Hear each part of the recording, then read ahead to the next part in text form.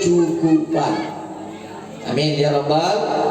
Jadi yang pertama, kalau tidak ingin dapat azab dari Allah, hadirkan Rasulullah dengan acara Isra wal Mi'raj, dengan acara Maulid Nabi. Tidak hanya di surau, tidak hanya di masjid, tapi di rumah kita adakan pengajian Maulid, pengajian sholawat, pengajian Quran. Hadirkan, hidupkan sunnah. Bahkan dalam hadis kata Rasulullah, nawiru, berikan cahaya buyutakum, di rumah-rumah kalian, bisalah, dengan sholat. Sholat apa Pak Ustaz? Sholat sunnah, jangan sholat wajib. Kalau sholat wajib laki-laki mesti di surau, di masjid. Surau itu masjid lah dia, masjid itu surau lah dia. Beda Pak Ustaz? Ya, sebenarnya makanya kemarin kami meresmikan surau anggota dewan di Palima Tabrani Ahmad bersama Pak Indi Kaptono. Saya katakan surau itu kalau mau jujur, kalau diadakan zuhurnya, asarnya, maghribnya, isyaknya, subuhnya, masjid namanya. Tapi kalau ditambah dengan sholat Jumat, namanya masjid jami'. Gak ada bahasa dalam ayat Quran surau, gak ada. Gak ada dalam hadis bangun surau, gak ada. Lalu dari mana bahasa surau? Surau itu bahasa Melayu. Orang-orang Nusantara nyebutnya surau. Kalau kita mau teliti dari bahasa Arabnya, mungkin analisa saya. Surau, sin, waw, ra. Saya bilang dia pakar bahasa Arabnya. Sin, waw, ra, surun atau suwarun. Satu surah namanya suratun, beberapa surah namanya suwarun. Satu surah suratul Baqarah, suratul Fatihah, suratul Ikhlas, berarti satu surat. Tapi kalau beberapa surah, ada Al-Baqarah, ada Al-Fatihah, ada namanya suwarun, beberapa surah. Dulu dibangunlah surau karena tempat ngaji Quran, tempat ibadah, tempat menuntut ilmu agama. Orang-orang Melayu nyebutnya surau, orang Jawa nyebutnya langgar. Itu hanya bahasa dari suku atau etnis yang ada di Indonesia. Lalu dari mana lagi bahasa musola? Kalau musola betul dari bahasa Arab. Sholla yusolli, sholat. Orangnya disebut musolli, tempat sholatnya disebut musola. Di mana dilaksanakan sholat namanya musola.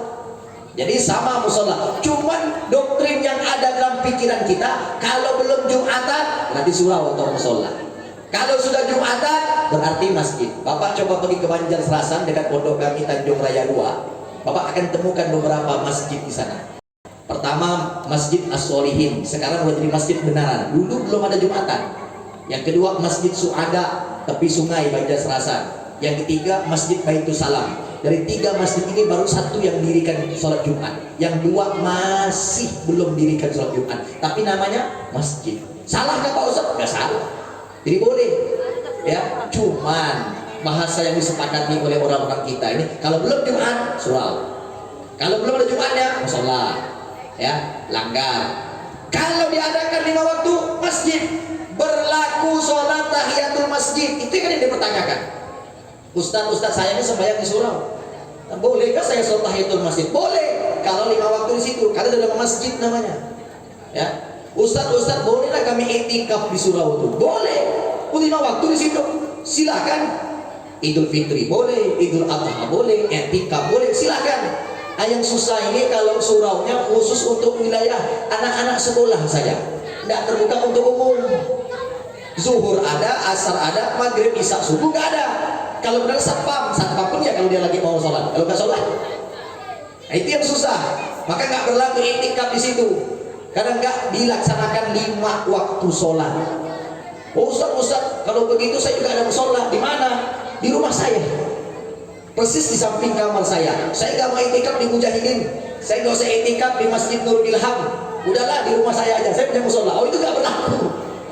Ya, itu i'tikaf di rumah sendiri. Tapi kan 5 waktu. Iya kalau kau ada. Kalau kau lagi keluar kota, sekeluarga, siapa yang ngisi 5 waktu di rumah musola itu? Tak ada bangsa. Makanya nggak berlaku i'tikaf di dalam rumah. Keluar rumah. Aduh Pak Ustaz, masih punya anak kecil. Itulah balasan yang Allah sediakan untuk orang-orang yang mau mengeluarkan kakinya, melangkahkan kakinya, meringankan langkah kakinya untuk i'tikaf di rumah Allah. Kalau musola dalam rumah itu biasa. Kami sempat debat kemarin sama bapak-bapak dari Sanggau. Masih ngotot kami Pak Ustaz di Sanggau, di Sekadau, itu jauh-jauh Pak Ustaz. Yang ada tuh kami dekat musola di rumah kami. Kami etikaf Lailatul Qadar 10 hari terakhir Ramadan di musola dalam rumah kami. Nah, bagaimana hukumnya? Oh, sudah nggak bisa.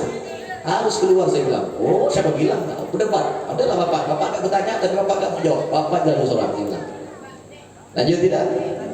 Surau. Ya, maka saya kemarin tuh ngasih saran sama anggota dewan yang punya surau, saya bilang kalau mau jadikan nama masjid, nama itu boleh, tidak harus, boleh ubah. Kita kembali lagi kepada ayat tadi Al-Anfal 33. Allah tidak mengadab selama Nabi Muhammad berada tengah-tengah kita. Dan yang kedua kata Allah, wa ma kana Allahu mu'adzibahum wa hum yastaghfirun. Allah juga tidak akan memberikan adab, musibah, bala, sedangkan mereka yastaghfirun, minta ampun kepada Allah Subhanahu wa taala. Nah, ini yang jadi pertanyaan ini. Level paling terendah itu adalah mengucapkan astaghfirullahal azim. Itu level yang terendah. Banyak-banyaklah beristighfar. Astagfirullah, aku mohon ampun kepada Allah. Bapak, Ibu, Bu. Oh, Bu. Masih hidup? Ibu kalau berbuat baik, bersedekah, niatnya apa, Bu? Hah? Minta sehat, minta lancar usaha, anak-anak soleh-soleha. Apalagi, Bu? Murah rezeki, laki gak kawin lagi. Oh, banyak mintanya, sedekahnya 5.000 tapi mintanya banyak. Salah gak maksud? Gak salah, boleh. Oh, boleh. Ya, gak apa-apa minta sama orang yang gak sholat aja minta sama Allah. Masa kita yang rajin sholat gak mau minta sama Allah? Minta. Cuman masalahnya kalau minta, adabnya itu minta ampunan dosa dulu. Itu yang pertama. Ini kadang-kadang manusia gak sadar. Kenapa engkau punya masalah gak ketemu jalan keluarnya? Karena ada dosa yang tidak engkau minta ampunkan kepada Allah. Kenapa engkau punya penyakit belum sembuh?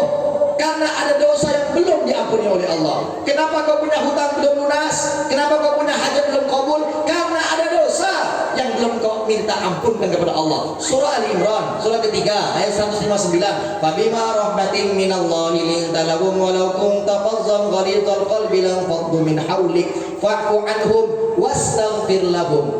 Allah nyuruh nabinya saja, ya Muhammad, kalau seandainya umatmu itu berbuat salah, fa'fu anhum, maafkanlah mereka. Mungkin mereka belum tahu syariat agama, masih awal-awal berdakwah. Maafkan mereka. Wastaghfir lahum, minta ampunkan dosa mereka kepadaku, kata Allah. Bayangkan Nabi Muhammad tiap malam, tiap hari minta ampunan atas dosa dirinya, keluarganya, dan umatnya. Nabi, sekelas Nabi aja minta ampunkan dosa umatnya.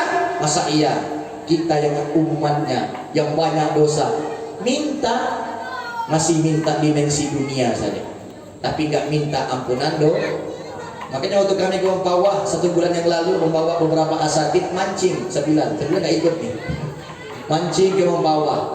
Kata Ustadz ini, dia wali santri kami, Ustadz udah pakai aja motor air kami, pakai aja bensin kami, udah bismillah. Saya bilang Masya Allah, semoga antum murah rezeki, udah jangan doakan yang itu katanya. Kenapa? Sombong amat antum ini Ustaz. Bukan sombong katanya. Kalau mau doakan anak Ustaz, doakan semoga dosa saya diampuni oleh Allah. Saya berbuat baik seperti ini Ustaz karena saya merasa ada dosa. Saya banyak dosa.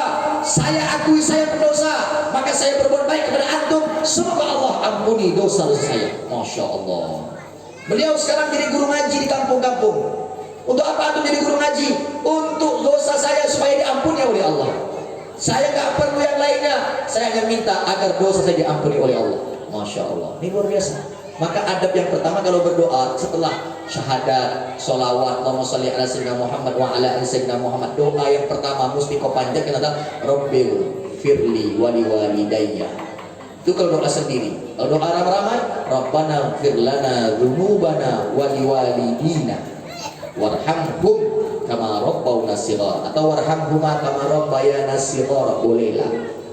Ya. Minta ampunkan dosa dirinya, dosa kedua orang tua. Itu adab doa yang pertama kali mesti kita mintakan kepada Allah. Baru minta keselamatan, kesehatan, ya, keberkahan rezeki. Baru yang lainnya. Itu adabnya. Masya Allah, pantas hari ini ya, kadang-kadang hajat kita belum dikabulkan. Kenapa? Mungkin karena kita nggak ada adab dalam berdoa. Kita langsung minta urusan dunia aja, tapi sebenarnya kita punya masalah karena ada dosa yang belum diampuni. Orang kalau dosanya diampuni, hatinya tenang, jiwanya tenang, pikirannya jernih, ya, kakinya ringan, melangkahkan kaki, biarpun sakit-sakit kayak begini tapi tetap istiqomah. Apa nggak malu ya kayak begini, bapak-bapak, anak-anak muda, sakit-sakit masih mau melangkahkan kaki ke surau, ke masjid. Ini ada yang sehat, nggak pernah melangkahkan kaki ke masjid, ke surau. Bukan di sini Pak, bukan. Ada sana jauh. Ya Allah. Makanya kalau mau acara kayak begini tabligh akbar, pasang sound yang orang kawin dulu, biar nembak di sana. Hei orang-orang yang sehat badannya, sehat jasmaninya, tak malukah engkau dengan orang-orang yang sakit kakinya, lumpuh kakinya, sakit badannya, tapi masih mau menggerakkan tubuhnya, kakinya untuk datang memakmurkan rumah Allah. Sedangkan kau sehat, tapi tak mau melangkahkan kaki ke rumah Allah. Tunggu tanggal mainnya. Begitu Allah timpakan musibah, tashkhasu fil absar, matamu akan terbelalak melihat bala akan menimpa dalam kehidupan. Tunggu aja. Tapi dia kaya kok, biar dia kayak sekarang. Tunggu aja. Kaya itu sementara. Orang miskin jangan sedih, karena miskin itu sementara. Orang kaya jangan sombong, karena kekayaan juga sementara. Orang sakit jangan putus asa, karena sakit itu sementara, bahkan menggugurkan dosa. Dan orang sehat jangan bangga, jangan kepedean, jangan kegeeran, seakan-akan Allah cinta sama dia. Oh, lihat aku nih, tak sholat, tak ngaji, sehat. Kau sholat, gaji, sakit-sakitan. Hebat mana? Hebat aku. Dia tak ngaji. Dia lupa Quran surah Al-Fajr 89 ayat 15-16. A'udzu billahi minasyaitonir rajim. Fa ammal insanu idza mabtalahu rabbuhu fa akramahu wa na'amah fa yaqulu rabbi akraman. Ada di antara manusia, kata Allah, kami berikan ujian, cobaan dalam kehidupannya, dikasih nikmat kekayaan, dikasih nikmat kesehatan, dikasih nikmat kemudahan dalam urusan. Wa yaqul, lalu mereka mulai berkata, Rabbi akraman, Tuhanku memuliakanku. Oh, Tuhan aku sayang sama aku sehat, aku kaya walaupun aku tak sholat, walaupun aku tak ngaji. Oh, Tuhan lebih muliakan aku. Wa amma idza mabtalahu faqadara alaihi rizqah. Ada juga orang-orang yang kami berikan ujian cobaan, faqadara alaihi rizqah, disempitkan rezekinya, disakitkan badannya, ditimpa musibah, fayaqul, mereka mulai berkata, Rabbi ahanan, Tuhanku menghinakanku. Ya Allah, kau tak adil. Aku udah rajin sholat tapi aku sakit. Aku udah rajin sholat tapi aku masih banyak utang. Kok tak adil ya Allah? Kalla. Kalau anda buka terjemahannya ayat 17 itu sekali-kali tidak. Dalam arti yang lain kata ulama, kalla, jangan begitu menilai Allah. Karena tolak ukur mulianya seorang hamba bukan diukur dari miskin atau kaya. Tolak ukur kemuliaan jangan kau ukur dari sehat dan sakit. Namanya sehat, ya, suatu saat akan sakit. Yang tak sakit cuma satu di dunia ini, Fir'aun. Betul tidak? Fir'aun aja yang seumur hidup tak pernah sakit. Makanya kalau ada orang yang tak sholat, tak ngaji, lihat aku, tak ada pernah sakit. Corona pun tak ada kena aku. Apalagi Omikron, kau vaksin 2 kali masih kena Omikron. Buatan aku kata dia. Tolak ukurnya bukan begitu, bukan. Orang beriman kalau dikasih sakit supaya menggugurkan dosa, dosanya nggak ada, matinya husnul khotimah. Kalau matinya husnul khotimah, tempatnya di surga. Amin ya Rabbal. Makanya kalau sehat datang ke surau itu biasa. Tapi kalau lumpuh-lumpuh, tertati-tati, pakai tongkat, datang jamaah, sholat berjamaah, itu baru luar biasa. Betul tidak? Bukankah sahabat Nabi yang buta matanya minta izin, nggak pengen, nggak usah sholat berjamaah, nggak diizinkan. Buta minta izin nggak sholat berjamaah, nggak diizinkan. Makanya kalau Nabi masih hidup zaman sekarang, ya habislah nih. Udah nggak buta, ya kan, nggak bisu, nggak sakit, masih nggak mau datang ke masjid, nggak mau datang ke surau. Maunya apa ya? Tunggu aja tanggal mainnya. Seperti yang di Selat Panjang sana tuh, ada emak-emak jualan bensin. Singkat cerita, dia melihat bensinnya itu pakai pelita, nggak ada lampu casnya. Akhirnya jatuhlah itu pelita minyak tanahnya itu ke ken bensinnya itu. Maka terbakarlah kiosnya sama tangan sampai separuh wajahnya. Dibawa ke rumah sakit. Orang